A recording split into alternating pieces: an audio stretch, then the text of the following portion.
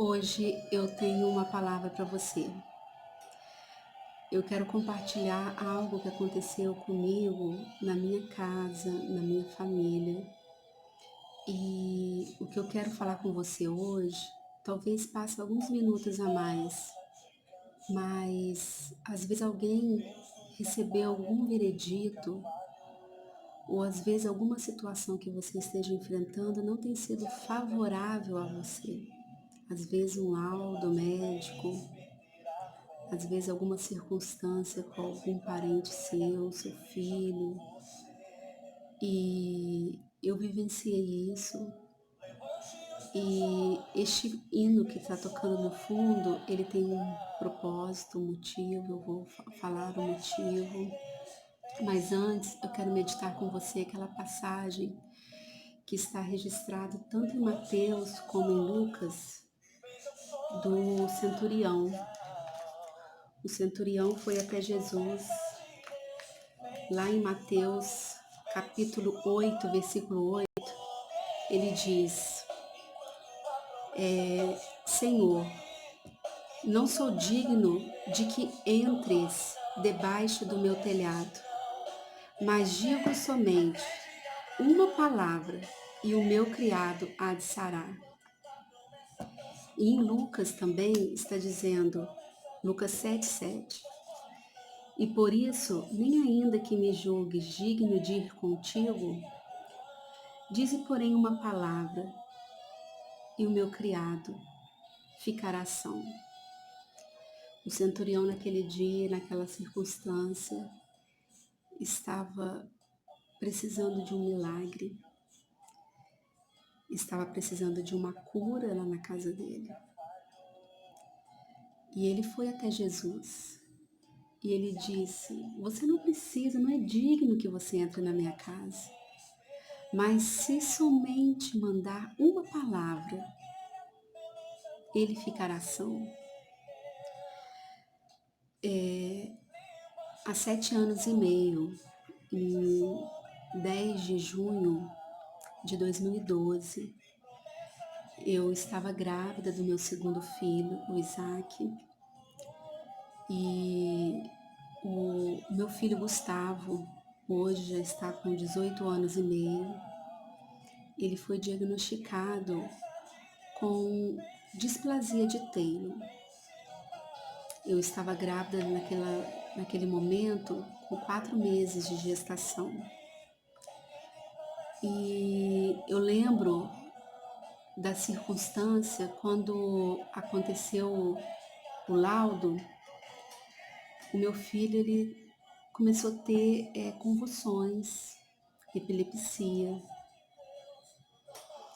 e teve uma certa situação que eu não sabia como reagir, então eu, como imatura, não sabia de como reagir à convulsão, quase eu me feri, e eu tive uma crise de enxaqueca e labirintite por 2 anos, porque eu grávida, eu não conseguia dormir, porque todas as vezes que o meu filho ia dormir, ele tinha crise dormindo.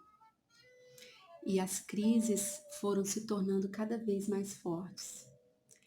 E até que no momento, o meu filho teve esse laudo. Ele foi internado, na época tinha aqui em Volta Redonda um hospital de maternidade, ele foi internado no CTI com suspeita de meningite. Ele ficou isolado, nós usava todos os equipamentos necessários, e quando eu ouço o barulho daquela máquina do CTI, me traz à memória que o meu filho ficou sendo monitorado a todo instante. E eu lembro que naquele dia que ele passou mal, que foi parar no hospital, era dia de Santa Ceia na igreja. E na hora eu liguei, pedi para o pastor levantar um clamor, pedi para os meus pais levantar um clamor, e ele foi levado ao centro cirúrgico para colher o líquido da medula. e o resultado deu negativo, para a glória de Deus. Só que foram feitos mais exames, inclusive uma ressonância, e na ressonância, na época, ele teve o diagnóstico deixa eu ver se eu consigo mostrar para vocês esse diagnóstico, dia 13 de junho de 2012. Eu não sei se dá para você visualizar. O diagnóstico é de displasia de Taylor, displasia de células em balão, considerando uma hipótese provável de Bennett. Então, o médico naquele dia chamou meu esposo e deu o diagnóstico. E o meu esposo pediu para o médico, naquela época, falar razoável, porque eu já estava sensibilizada com a situação do meu filho estar no CTI e grávida. E naquele dia o médico falou, não, pode deixar. E quando o médico acabou de falar com meu esposo, Alex, eu saí e perguntei. Então, da mesma maneira que o médico falou com meu esposo, falou comigo. Ele disse assim, se o seu filho operar, ele ficará com uma sequela, bem provável, ele ficará com uma sequela na fala e na coordenação motora. Mas se o seu filho não operar, a gente pode fazer um estudo e a gente pode analisar, e ele também, se ele não operar, ele pode ficar com uma sequela na fala e na coordenação motora, ou seja, perder os movimentos das mãos e dos pés. Aquele dia eu entrei no banheiro e me derramei. Chorei no dia, a Leia estava comigo, e aquele dia eu chorei, e a gente, como mãe, sequei as minhas lágrimas e fui para o quarto ficar com meu filho. E eu lembro que naquele dia era um horário bem provável de 7h30, 8 horas. Já esse dia já era provavelmente, eu acho que 12 ou 13 de junho. E o meu filho, mãe, o que aconteceu? Não, meu filho, está tudo bem. E Deus enviou um casal.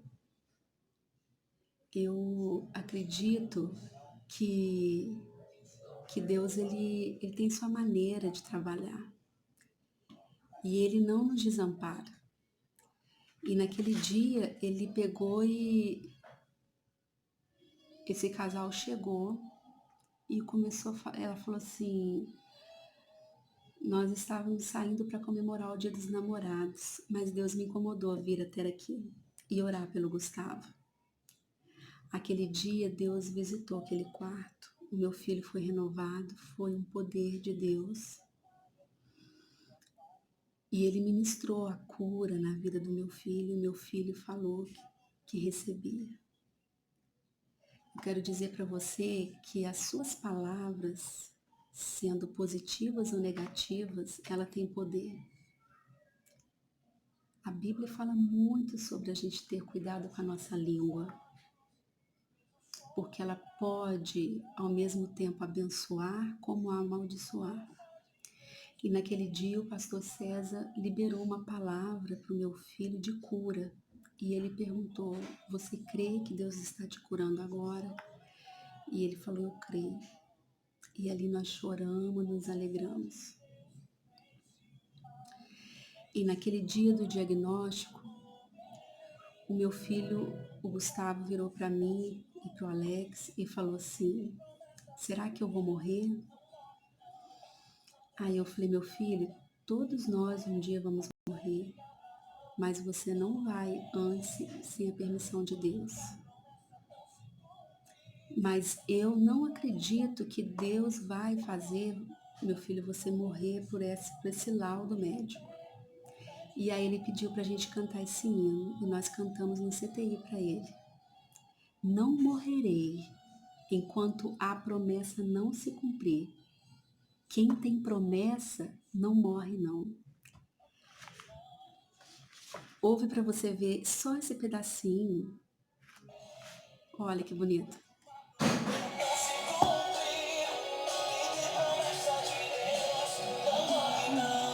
Não desiste não, tenha fé, a fé de Abraão. E eu e meu esposo aquele dia, adoramos ao Senhor com este louvor. E ali a nossa igreja nos abraçou em oração, a minha família, e nós entramos nesta luta.